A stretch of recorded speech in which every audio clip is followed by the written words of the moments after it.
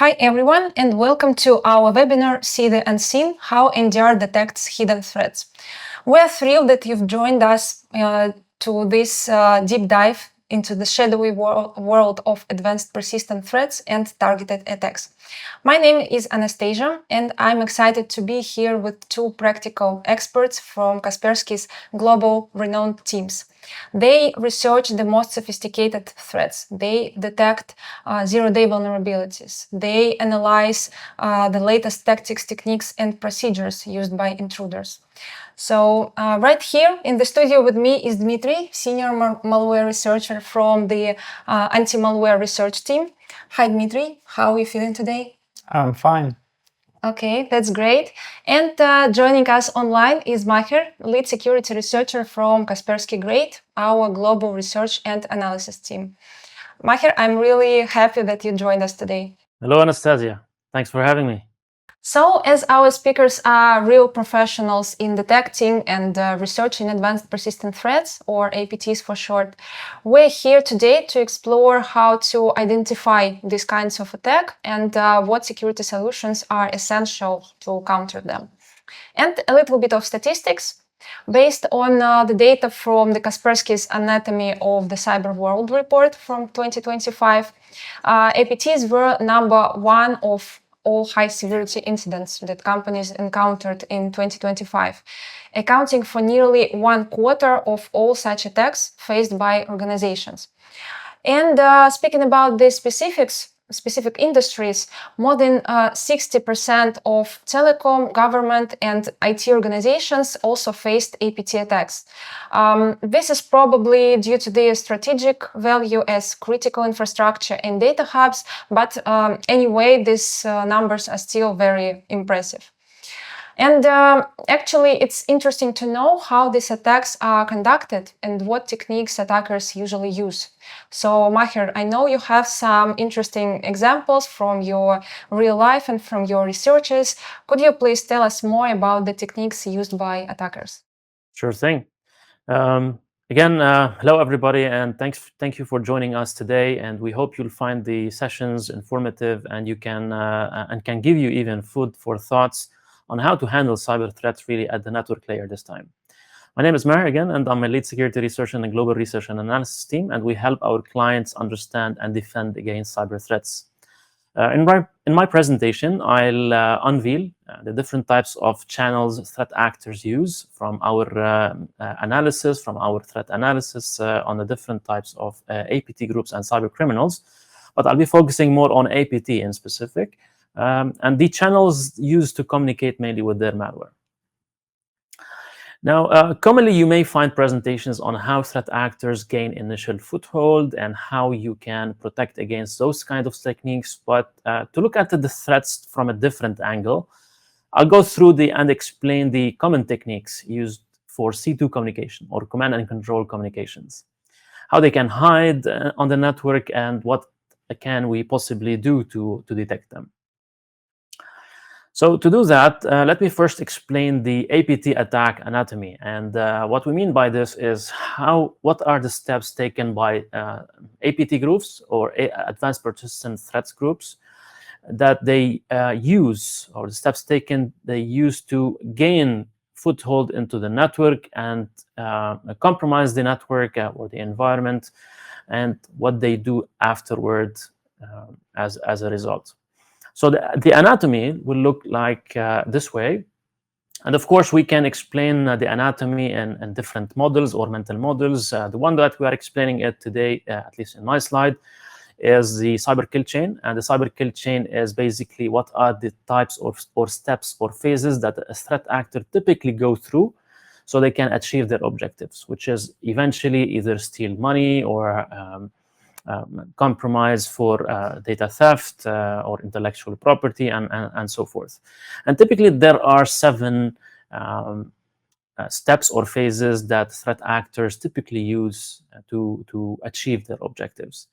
I'll be explaining the cyber kill chain, but also my colleague later on will explain it from the MITRE attack framework, also that have some similarities but tackle the things from a different angle. Now, the first step usually is recon, and the threat actors in this case will typically explore what are or their target, explore their target in specific, and explore the different ways they can deliver or exploit their target.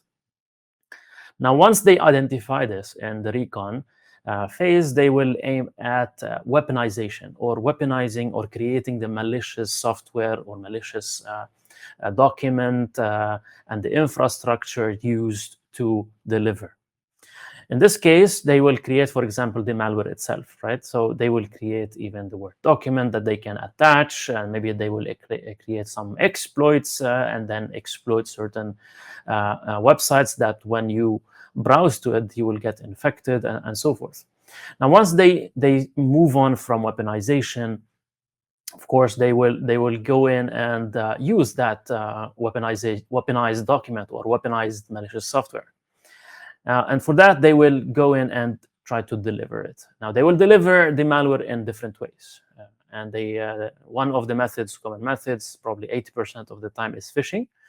But also they can use USB or physical media. They can use phishing kits or drive-by download. And this is where you browse to a normal, legitimate website where it's infected with malware. Once you browse to it, you will get infected and so forth.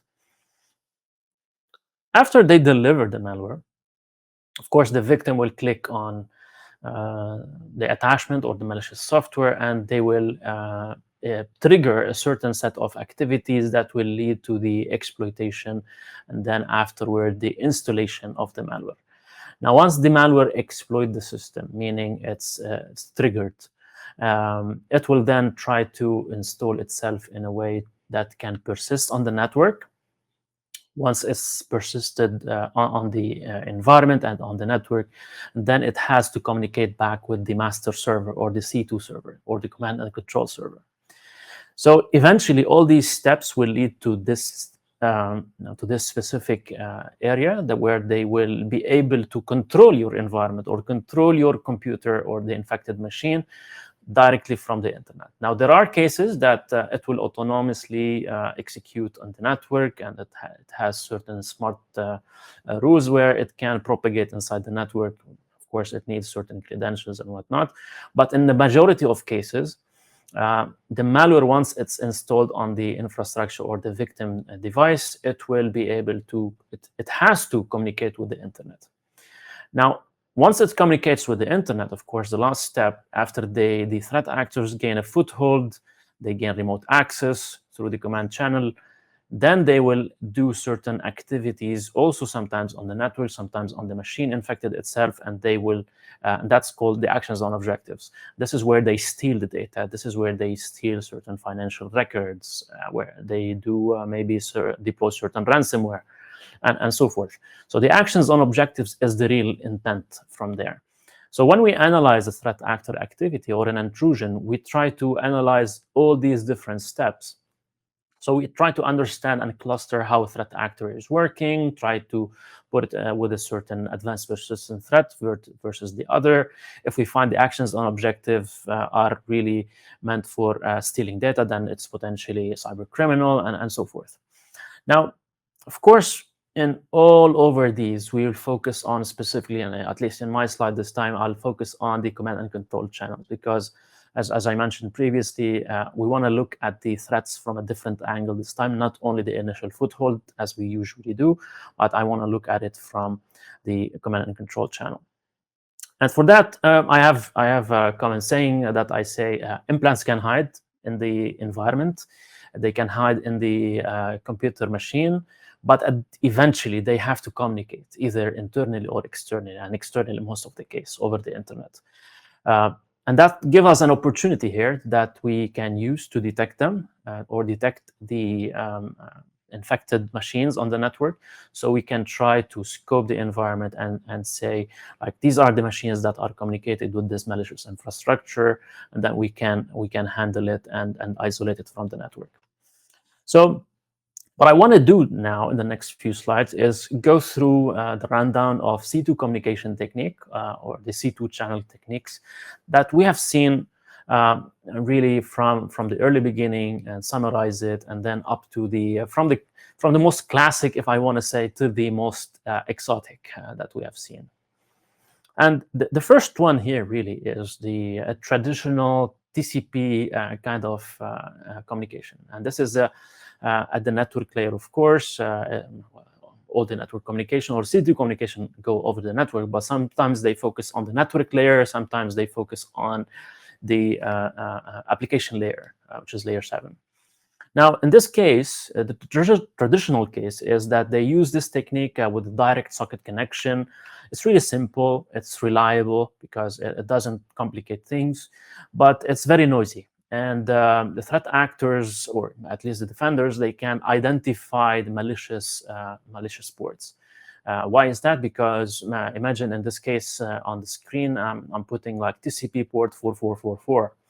Now, that TCP port basically is communicating, the malware or the infected machine is communicating with this master C2 server on the internet over that TCP port. Now, if a defender is smart enough, what they will do is they will look at the firewall and then they will say, that's odd. I shouldn't be seeing like this kind of outbound communication or connection to a TCP port on that weird number, on that weird port number.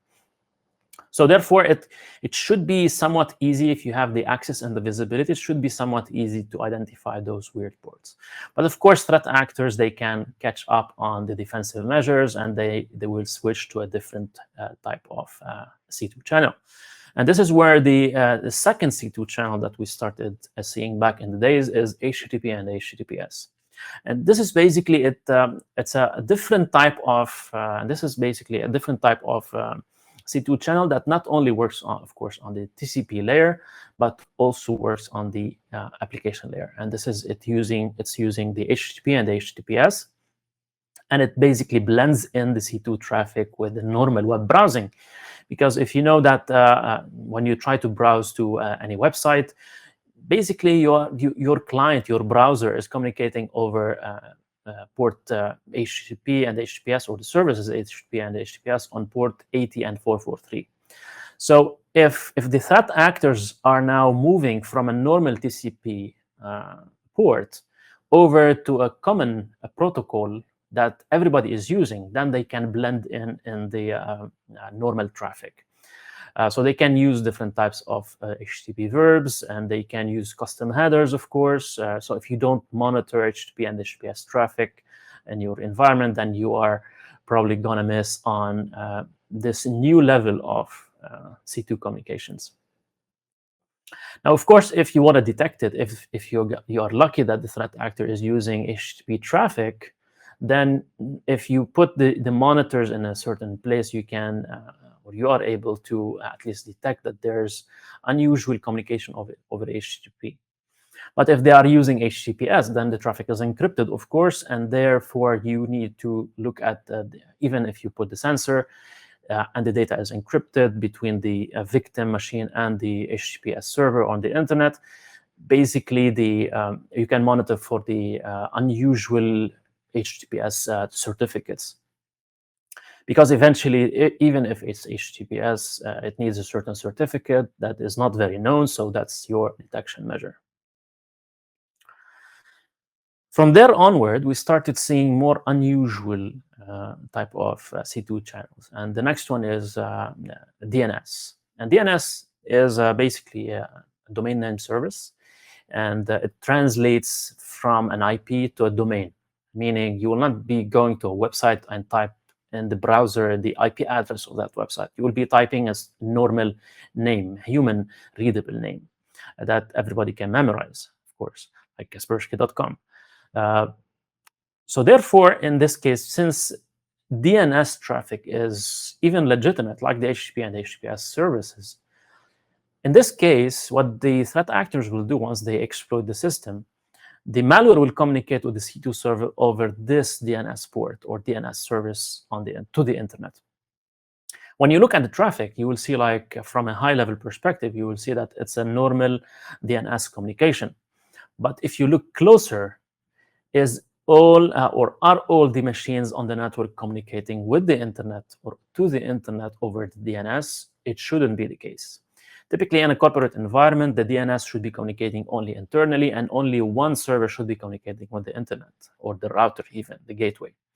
So therefore, this is unusual. This is how we detect it. Even with the DNS, they will start using certain certain fields, like TXT records, even additional records, and they will try to smuggle or try to hide the C2 channel through that protocol. Now, aside from that, of course, we can move to the other type of from classic to more exotic type of C2 channels, and we start with the Tor or the onion router channel. And basically, if probably you have used Tor before, and it's meant to browse the internet anonymously, and of course there's a lot of things that can happen there, maliciously or benign. But basically, threat actors have used it also in their operations. And how they use it basically is they also connect as if it's a normal user connecting to the network, to the Tor network. But it's more meant for hiding the infrastructure that the C2 of the C2. So basically, the infected machine will connect to the Tor network, and it will anonymously connect to the server behind the Tor network. Now, with that said, it's also should be noticeable on the internet, especially if you have like advanced or next generation firewall, or some kind of advanced network monitoring. You should be able to distinguish between a normal traffic and the Tor network traffic. It should be flagged. Now, once it's flagged, you should be investigating. Maybe your security team are using the Tor network to investigate something. But if it's flagged, you should investigate it further. And it is not common that we see a Tor network activity, at least for several machines. Remember that threat actors infect multiple machines, not one machine, when they communicate with the internet. Another one that we've seen with specific threat actors or advanced persistent threats in specific is the Exchange Web Services C2 channel. This is like a tricky one to find and to identify on the network because it uses the legitimate email server of the victim. Meaning, once the threat actors gain access to one of the machines, the malware itself will connect with the Exchange Web Server or Exchange Web Services that is on the internal or the victim organization's email server. And through it, it will connect or send email to the threat actor. So the communication here is email-based, where the infected machine where the malware is installed, it will communicate with the Exchange Web Services locally, and then it will send an email to the threat actor with the result of the commands that the threat actor have instructed it to. And once the threat actor receives the email from the victim server, it will then send back the command to the server, and the server will send the response to the infected machine. So all in all, the communication is happening through the email server. Now, with that said, how we can identify it is basically we need like extra monitoring and logging on the email server, of course, because this can be like hard to achieve in many organizations because they didn't count that such technique exists, but it does, and this is where we are bringing our analysis to you, so you can understand more. The next one is one that is dear to my heart because I analyzed several threat actors that use such services, and they are quite stealthy on the network, and this is called the dead drop resolvers. Now, imagine the threat actor is able to if you have watched these old spy games, what do spies do, right? So they go or spy movies, I'm sorry. But what do they do? Like if they want to send message and exchange messages, they will put some message under a rock somewhere or behind a tree, and then the other person will come in and take it from that specific tree at some point. And this has been translated even into cyber threat actors or cyber offensive operations. And the dead drop resolvers, as we call them, is basically abusing a legitimate service on the internet or a platform, such as non-social media platforms, even certain maybe certain code repositories, even sometimes online storage, even forums, these kind of services that are publicly accessible and normal to users. So in this case, for example, once the machine is infected with the malware will communicate to that specific service, legitimate social media service or any service, and then it will extract some really like text or encoded or encrypted text from the comment or somewhere, some field that is accessible or reachable to the malware itself. Then it will extract from that field the C2 server, the real C2 server IP address, and then it will start communicating with it. But before it can reach this website or this legitimate service, it cannot connect with the real C2 server. So, and the threat actors typically go into that platform and change even the encoded or encrypted text at some point, so they can change the C2 server whatever they want.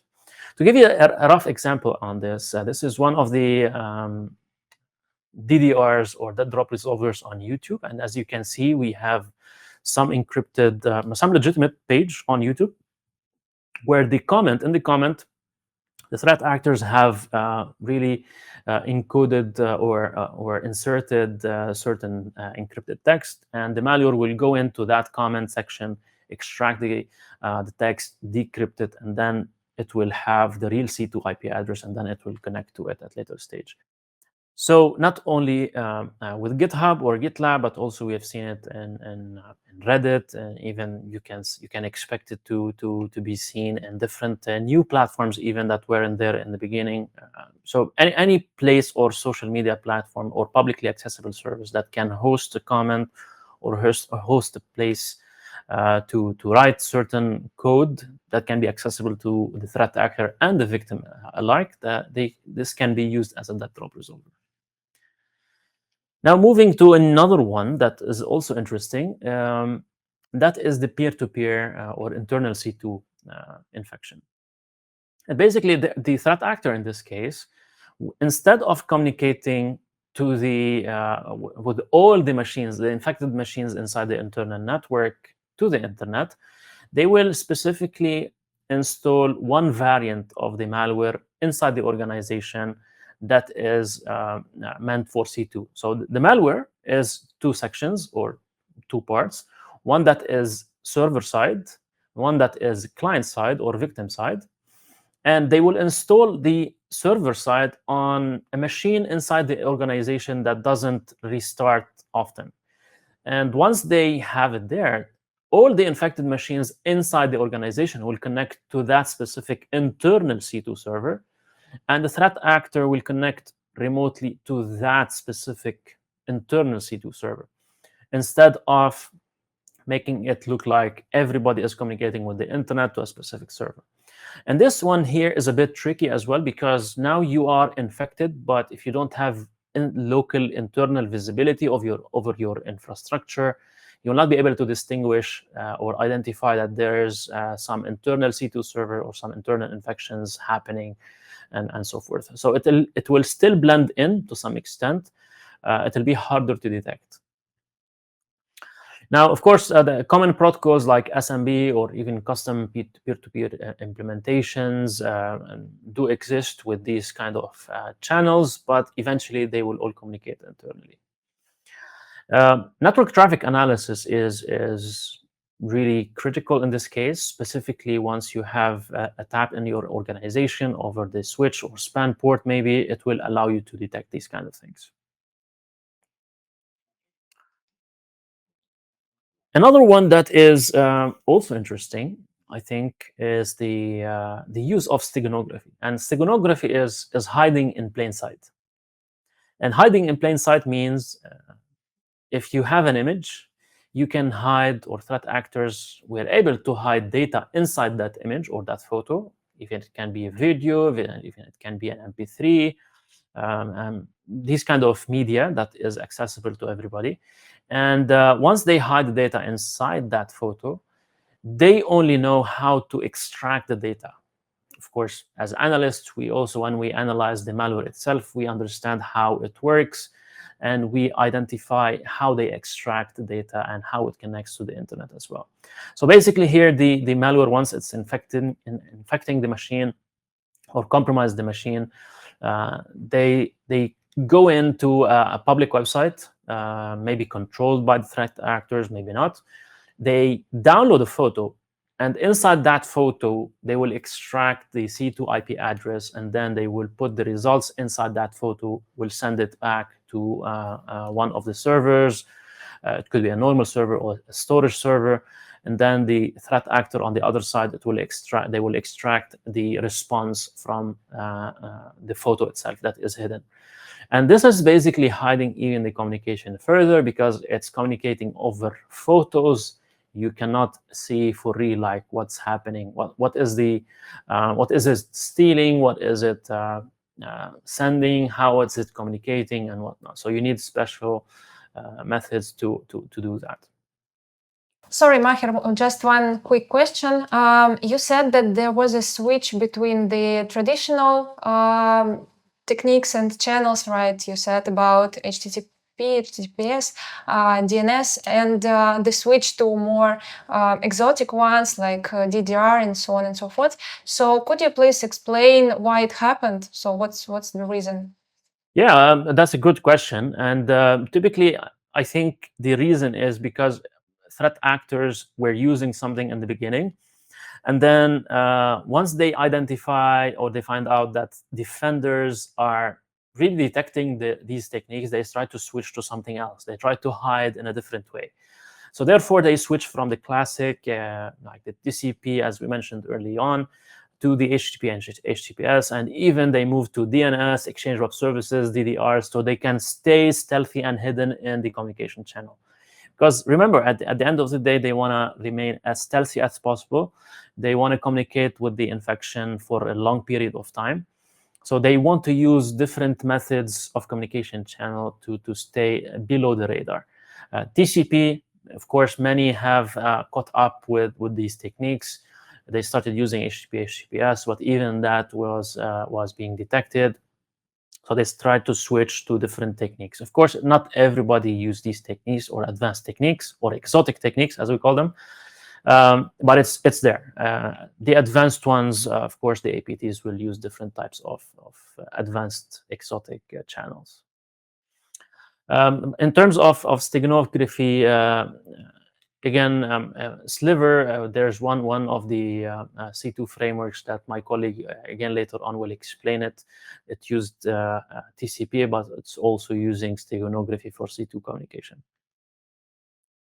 Okay, that's really insightful. Thank you. And sounds like these techniques are quite hard to identify, especially those which are more unusual and the exotic ones. So how do you recommend to address these kind of techniques and how we can detect them? Yeah, of course. I mean, this is where we support our clients, of course, in identifying those techniques. First of all, in our threat intelligence reports, and of course with our solutions technologies as well. But basically, as we have seen in early on, the threat actors take different steps and go through different stages so they can do the actions on objectives to achieve their objectives, to steal data, to steal financial records, etc. Now, once we understand that all these steps or all these phases are there, to achieve their objectives, they need to communicate. They need to control the victim organization. They need to control the infected machine itself, so they can do their actions.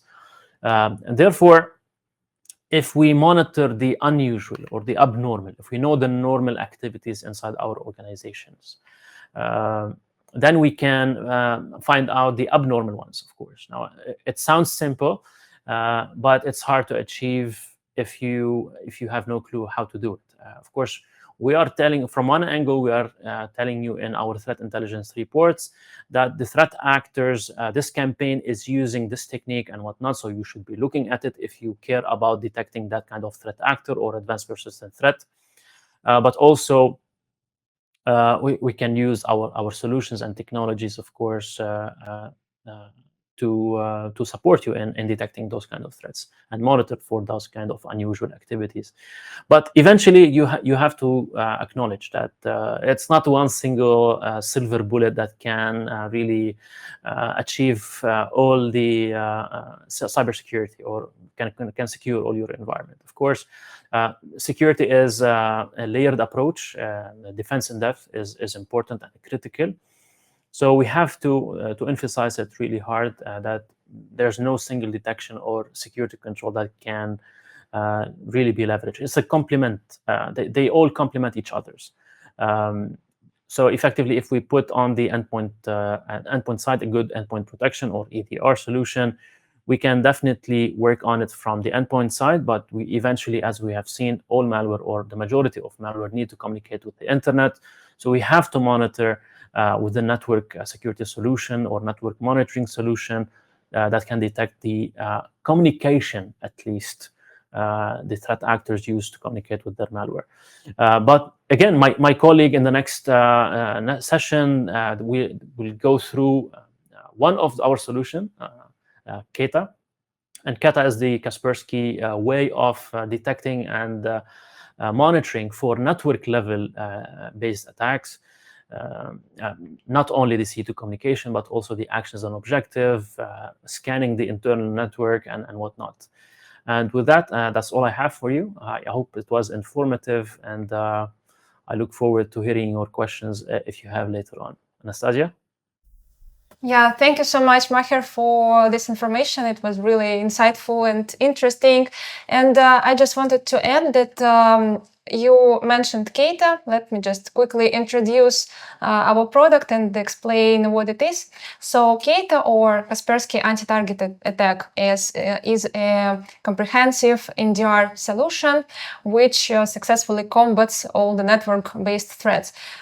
It provides threat detection technologies. It also provides network traffic analysis capabilities, incident response, incident investigation, and what's really important, it provides a complete network visibility across the entire network infrastructure. Dmitry, we discussed that command and control communications, which are commonly used by cyber attackers, can be detected with NDR solutions, right? But what about other network-based threats? Can we find them and their signs in the network traffic? Yes, Anastasia, exactly. Maher already provided an overview focused on C2 channels communication, and I would highlight 7 key points that NDR detect better than other security tools. First of all, this is Active Directory discovery. The famous tools for this activity are Bloodhound, SharpHound, PowerView, Adericon, and others. Tunneling tools are also being closely analyzed within the network. GSocket, Chisel, LegalNG, and Grok, and others are typical representatives of this trend. Adversary in the middle include various anti-email relay attacks, DHCP spoofing, ARP cache, poisoning, and so on. Forced authentication refers to attack in which the attacker focuses a target computer or server to independently initiate an authentication attempt to a resource controlled by the attacker. The most well-known of these attacks are Petit Patam or Print Nightmare. When we mention steal or forge Kerberos tickets, we immediately think of attacks such as Kerberosting, ISREP roasting, and so on. Silver, Cobalt Strike, Brutrattle, Adaptix. This is a list of the most commonly used C2 frameworks that attackers leverage in their APT campaigns. And finally, attacks via IOT, BIOT, and printers are difficult to detect with traditional host-based security solutions, such as antivirus or EDR, because it's simply impossible to install them on such devices. the only solution to this problem is network traffic analysis from these types of devices. Okay, thank you so much. Well, it seems like Kata covers multiple threats and multiple attackers' tools used in network attacks. And I know that the number of these attacks and threats covered by Kata is expanding because Kaspersky researchers add new detections and new rules like every day. So let's see how it works on a real APT case and how Kata acts on different stages of an attack. Sure, Anastasia. The ability to analyze network traffic has become more crucial than ever.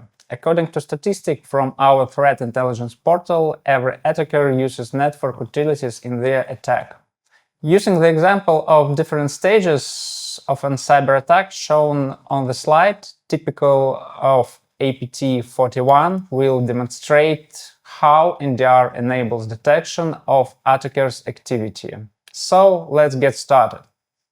At the initial access stage, attackers commonly use phishing, exploit software, vulnerabilities including 0 days, or hacking into remote services like SSH, RDP, or VNC. Phishing involves sending fake emails or messages to trick people into revealing sensitive information or clicking on malicious links. Attackers may impersonate trusted entities to increase their likelihood of success. Exploiting vulnerabilities and 0 days involves taking advantage of weakness in software or hardware that may allow unauthorized access to a system. Zero-day exploits target previously unknown vulnerabilities, making them very dangerous. And finally, attackers may target SSH, RDP, or VNC services to gain access to a system. These remote access protocols are commonly used by legitimate users to connect to systems, but if not properly secured, they can be exploited by attackers to gain unauthorized access. This is what exploitation of the severe vulnerability, also known as Log4j, looks like in network traffic. It was widely used by APT41 and other attackers during the initial access stage. I have highlighted in red the characteristic exploitation artifacts that defenders rely on to create network detection rules. Now let's take a look at how this appears in Kata. This is what the full list of network activity alerts in Kata looks like. All items in this list are clickable, allowing you to view more detailed information about each alert. For example, this is what a Log4j alert looks like. It includes information about the trigger technology, the rule name, and information about the network connection sites. Below is a description and recommendation for response. If an analyst lacks information about a tool or vulnerability, they can always find it on our threat intelligence portal. Sorry, Dima, you mentioned our tip, Kaspersky Threat Intelligence Portal. Could you please explain what it means and how it works? And what's the most important part for us? It's how Kata users can benefit from this platform. Very interesting question, Anastasia.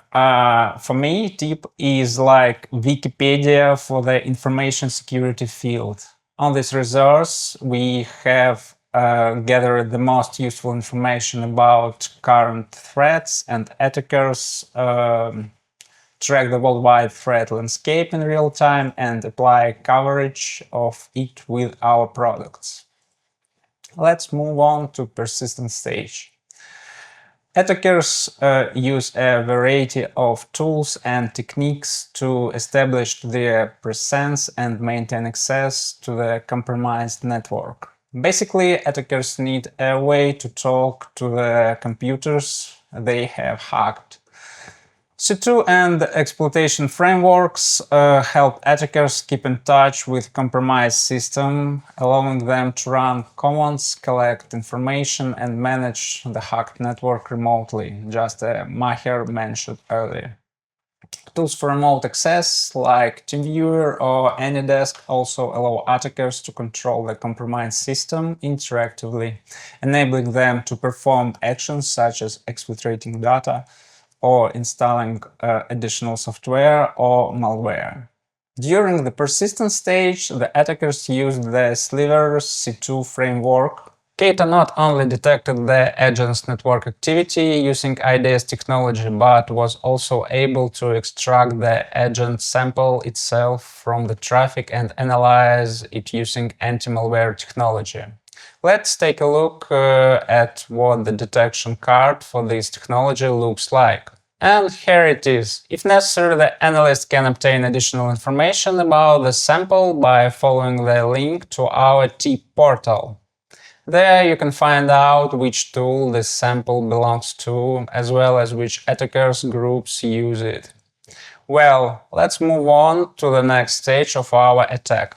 During the stage of pivoting, attackers use a compromised host as a gateway to access and attack other systems that are not directly reachable from their own machine. It's essentially jumping from one compromised system to another deeper within a network. GSocket, Local2Net, and ngrok, which I spoke about earlier, were designed for use by developers and system admins to facilitate network communication, secure data transfer, and enable remote access to local resources. Hackers also took note of them, but didn't take into account that really few people use them for legitimate purposes. However, attackers regularly use pivoting in their attacks. This slide shows the most well-known threat actors around the world.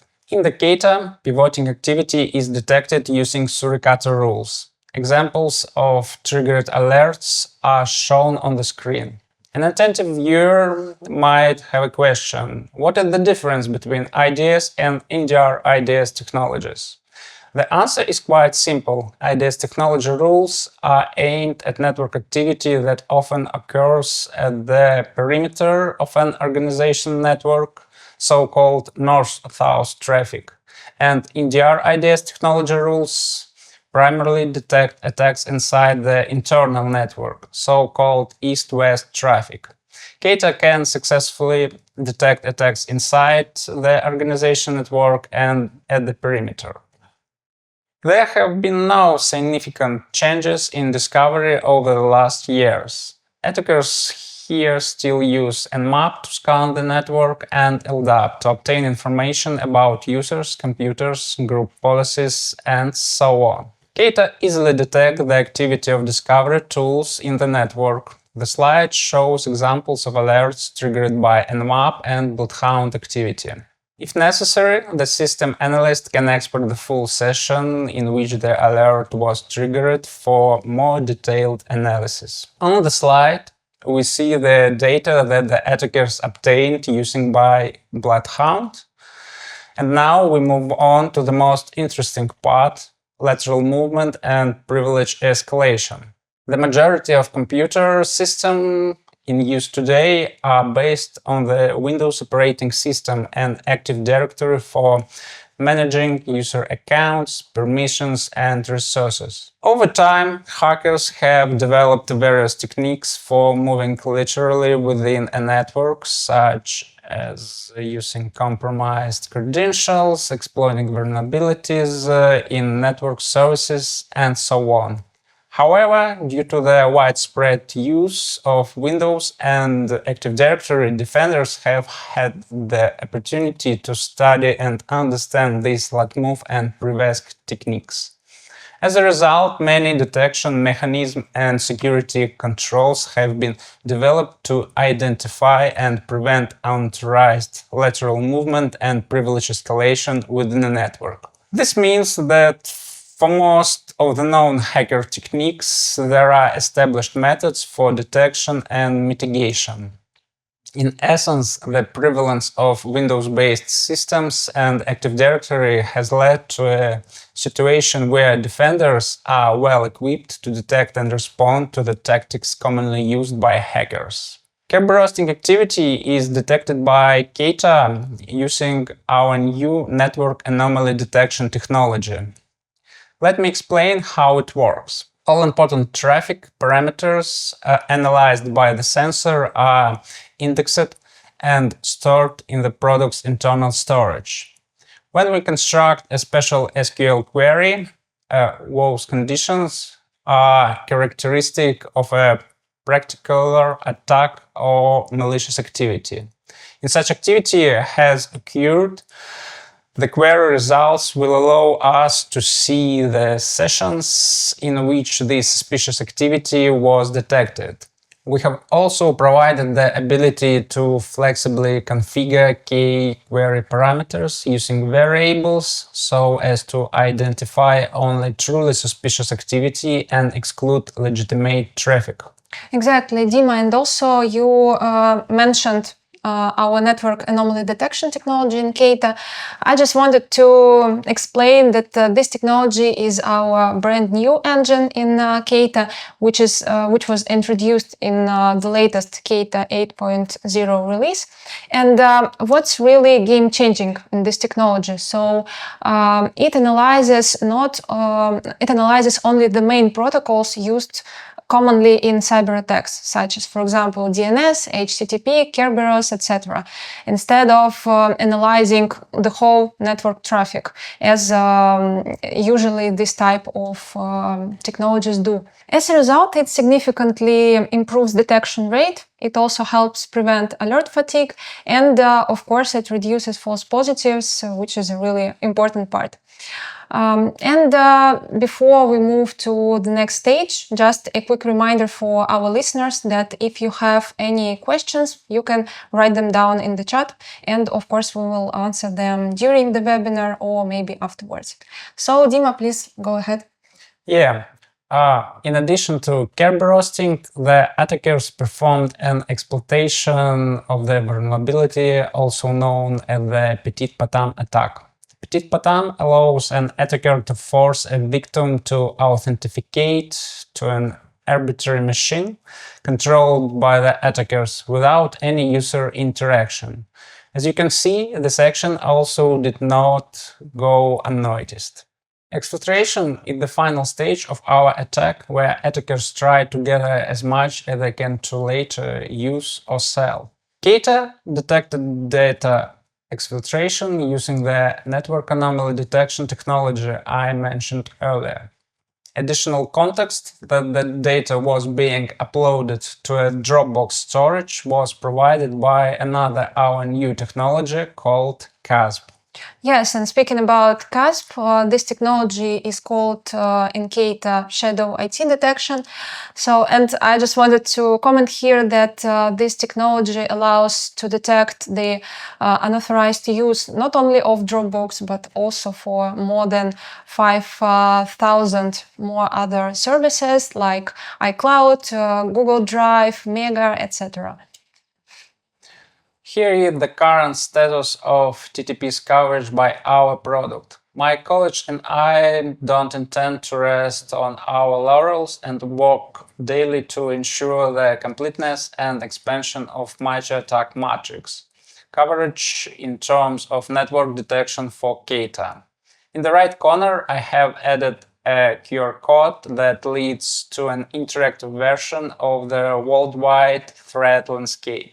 The threat landscape data is updated in real time and with the help of special filters by actors, industry, countries, and platforms. You can obtain precise information about threat coverage provided by our products and much more. For example, let's look at exfiltration. In addition to general information about the technique and sub-techniques, we see high coverage of this technique by the Keita product. Also, on the page there are current samples that our system has classified under this technique. And of course, current detections, network detection in form of Suricata rules, and host-based detections in the form of rules for EDR and Sigma. That's all I wanted to share for today. Anastasia? Yeah, thank you. Thank you so much, Dmitry. It was really interesting case, interesting example. And also for me, it was actually really interesting because attackers have to go the whole cyber kill chain, all the stages to achieve their goals, while defenders, they can detect the attack on any stage. And as we can see, based on your example that you provided, the combination of different NDR technologies and engines help us to detect some signs of attacks. And of course, Keita is a perfect solution, a perfect tool to do this and to detect this kind of attacks. You used different technologies in your example from Keita, like intrusion detection systems, anti-malware technology, and so on and so forth. But actually, Keita is not limited to these technologies. It has some other technologies and engines that are also useful and that are useful for our customers. So let me briefly introduce some interesting features of Keita that can also be beneficial. First of all, as I said earlier today, Keita is a comprehensive NDR technology which combines NDR capabilities with the integrated sandbox. And sandbox is also provided in the same Keita web interface, which is really convenient and it's a good option. So the sandbox uses its own virtual machines to run suspicious objects from different sources like web, mail, endpoints, and so on. And it allows to detect malicious activity and signs of targeted attacks. So what's also important is the Keita's wide range of different integrations, product integrations, which allow different cross-product scenarios with Kaspersky products and also with the third-party solutions. For example, Keita can be integrated with Kaspersky endpoint security, which will provide network telemetry from endpoints and thus ensuring complete visibility and control. Keita also can natively integrate with the Kaspersky Secure Mail Gateway, which works as a sensor for Keita. It provides also automated response, and its data about actions which were taken by KSNG will be shown in Keita alerts in Keita web interface, which is also really convenient for incident investigations and response. Also, EDR, MDR, XDR, and GFW integrations are also available for Keita. And I think it's important because this combination of different services, of different products, these integrations make investigations and response more successful and more effective. And the good news is that as part of a long-term development strategy, in the next release, we plan to move Keita to Open Single Management Platform, or OSMP for short. So this will enable even more seamless integrations with different Kaspersky solutions through a unified web interface. So as we're limited with time, I think that's it for today's webinar. Thank you so much that you were with us. If you want to learn more about Keita or Keita NDR capabilities, just contact us or request a trial on our webpage. To do this, you can just scan the QR code or follow the link in the webinar description or the link that will be in the chat. Thank you. Bye. Bye. Bye. See you next time.